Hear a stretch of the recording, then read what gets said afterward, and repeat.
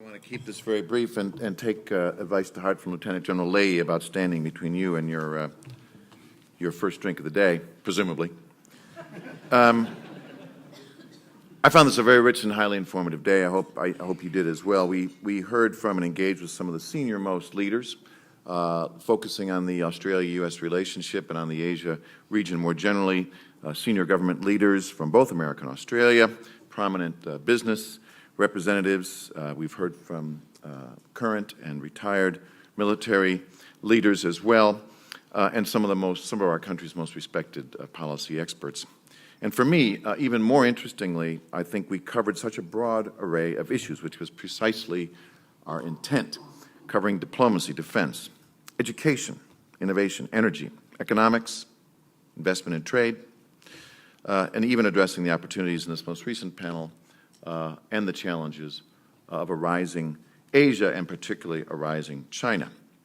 Some of the big takeaways for me, I think, were that in spite of budget austerity today in the United States and, of course, the well-known continuing political deadlock, I think the signal was pretty clear from people who know what they're talking about and have the authority to move resources that the U.S. government, the military, and the business community in the United States remains very, very strongly focused on the Asia-Pacific and Indo-Pacific region and are certainly committed to growing and further deepening U.S. presence here. I don't think there's any doubt about that. And, importantly, the U.S.-Australia partnership is seen as a central pillar to those developments across private and public sectors in the United States. I think that's very, very clear from our discussions here.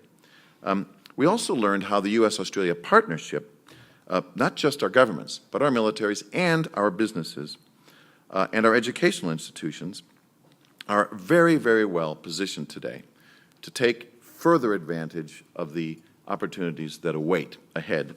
So we're going to see a further deepening, I think, in all of the relationships across these different sectors between our two countries.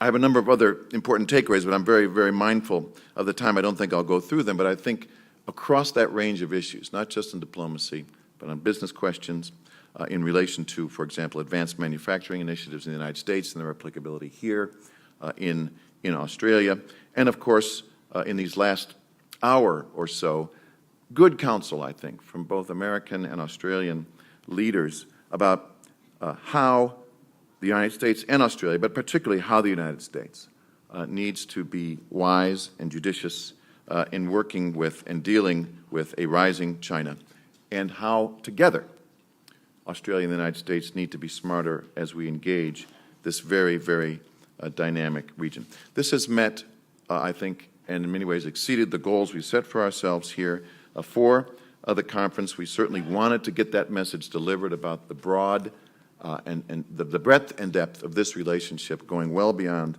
the defense treaty itself, and how in an emerging Asia of the future, it's going to be these deeper underpinnings of common interests that we share that are going to be really the key factor in seeing to the durability of our relationship and the mutual benefit that we can achieve together going into this very interesting and dynamic age in the Asia-Pacific.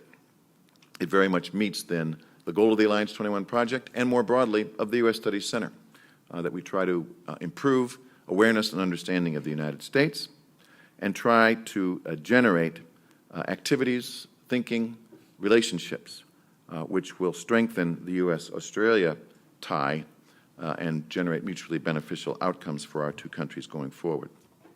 For all of this, I want to thank all of you in this room, the participants in our discussions throughout the day, and especially our very, very distinguished speakers who took so much time out of their busy schedules to join us here.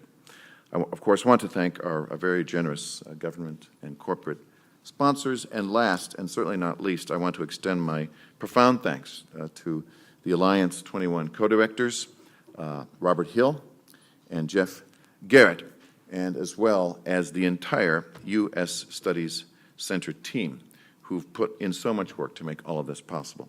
I thank you. So, with that, I extend my gratitude to all of you here. Let's get on the bus and enjoy dinner. Thank you very much.